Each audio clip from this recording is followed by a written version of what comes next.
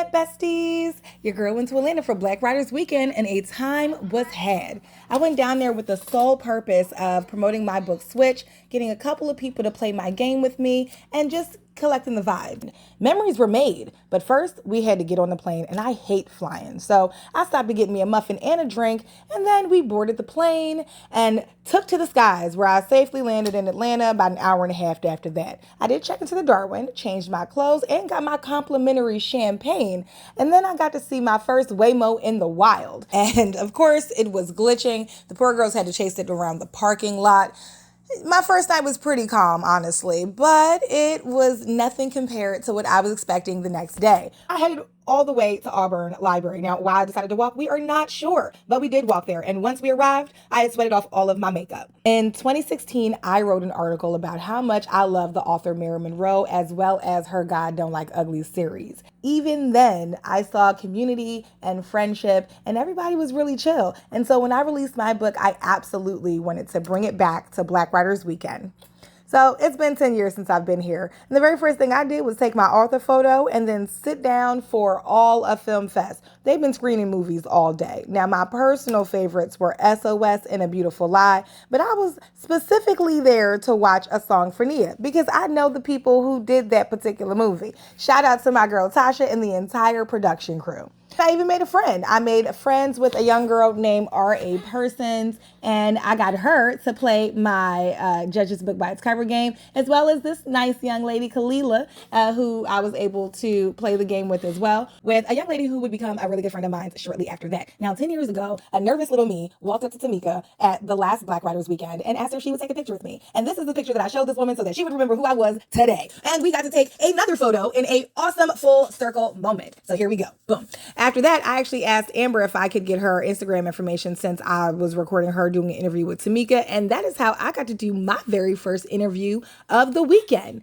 So, of course, I got Amber to play the game. Y'all know how this goes. I got her to judge this book by its cover, as well as answer some questions about which books influenced me as a kid to start writing. So at this point, I'd been at the Auburn Research Library for quite some time, and it was time to go. I had a mix to get ready for it, so I decided to cut out early. But not before I got a few more people to play my game. Again, besties, y'all know how it goes. Judge this book by its cover. And then I made it back to my room and dumped my swag bag all over the place. Now, I got some really cool stuff here with the gold pass. Everybody who got a gold pass got a swag bag. Now, my friend says that he got a t-shirt that says being black is creative, which I thought was dope. I got this cute little book here and some promotional materials for Tracy Zamika, her podcast. There's a book for a wholesaler for authors and vendors who want to sell directly to a wholesaler. You can do that. Another Tracy Zamika bookmark with a QR code, but it's also just a functional bookmark. That was cute. We have a list of some of Tamika's books. Those go right there. And these cute little journals. I love it. The cute little journals. You know, we got to get the journals, right?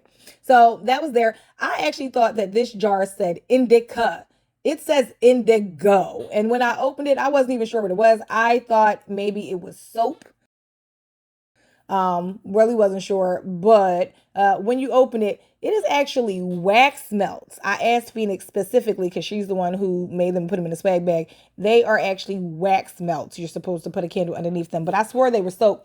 It's a really good idea, and they smell really good. So shout out to Phoenix for putting that in the bag.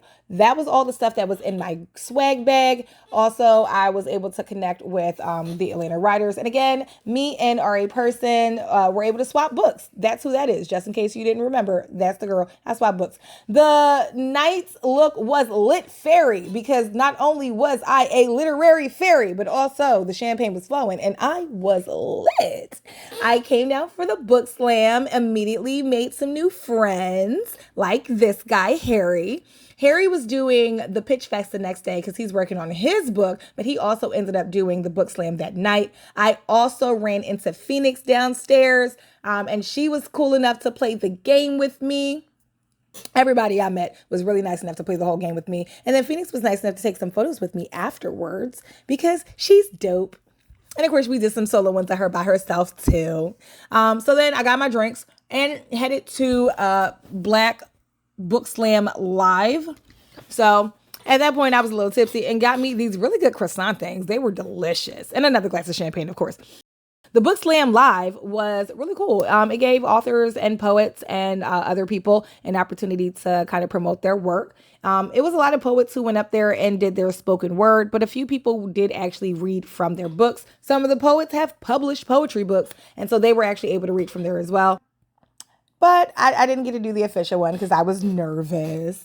I was able to find some more people to do the Judge's Book by its cover game. And I was also able to find a bunch of Scorpios all in one room. There we are, taking a group Scorpio photo. Boom. But yeah, surprisingly enough, later on that night, I was actually able to do a little bit of a book slam after dark. There go my homie Black Wildflower performing her piece right there. Yeah, afterwards, a few people who either didn't get to go or wanted to perform other pieces kind of just collectively joined together and still perform some more of their work. It was actually really beautiful. And like I said, this entire weekend was all about creative sharing and what makes them great. So it was really nice to see everybody so fearless and able to kind of just stand out there and be like, this is me. This is what I do. It actually gave me the courage to take the stage and perform an excerpt from my book.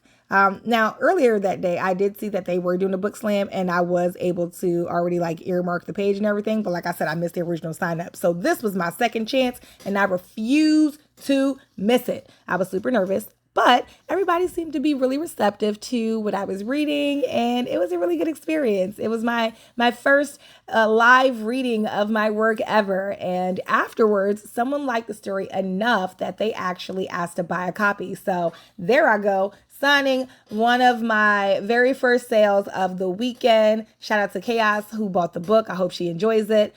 And I mean, that was basically it for day one. We stayed up late into the night talking in the parking lot. Everybody who did want to come over came over and hung out with us. Like I said, it was only day one. And I'm excited. If you don't know how Black nerds party, well, now you know.